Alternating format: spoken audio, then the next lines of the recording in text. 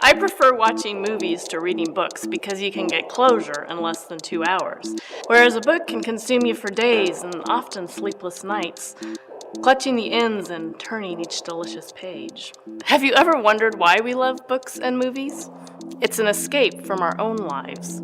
Our lives are usually much less interesting, and we long for more than we have. However, the reality is that our lives really aren't that much different, are they? Except in real life, we don't have the luxury of flashing ahead 3 years later, 5 months later, or 20 years later on the screen. Have you ever wondered why they don't show us those gaps in the film? To watch it would probably be incredibly boring. They get up, they go to work, school, fill in the blank.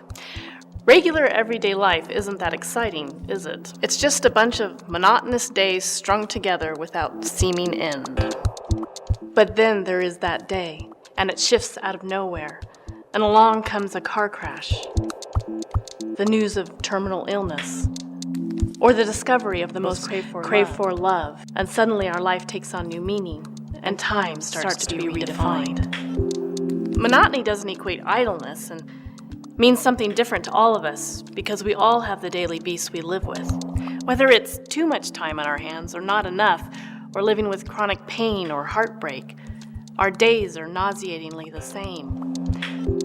People will try to make you feel better by telling you to read a book, watch a funny movie, or to take time for yourself, or do something that you love, or try something you've always wanted to do but keep putting it off. It's all good and well-intentioned, and these things do help, but when the screen starts to flash 10 years or 20 years later, you can't help but feel there will be no climax to your novel, no adventure, and no happy ending. You become disheartened and then lose hope. And that's when you start to fall off the page. That's when you go through the day with barely enough strength to get out of bed, let alone walk. To not care about the condition of your surroundings. You do the bare minimum to give a semblance of getting by because you don't want people to worry and fuss over you, because even that takes energy you don't have to deal with their inquiries and presence. There's nothing to be done or said, and though some of us are better off than others because at least we have good friends and loved ones, and some of us even have Jesus. And I am one of those. You still feel hopeless, forgotten, abandoned. We're supposed to just love Jesus and everyone around us as Christ loved the church. That's it. This is not enough and incredibly hard to do.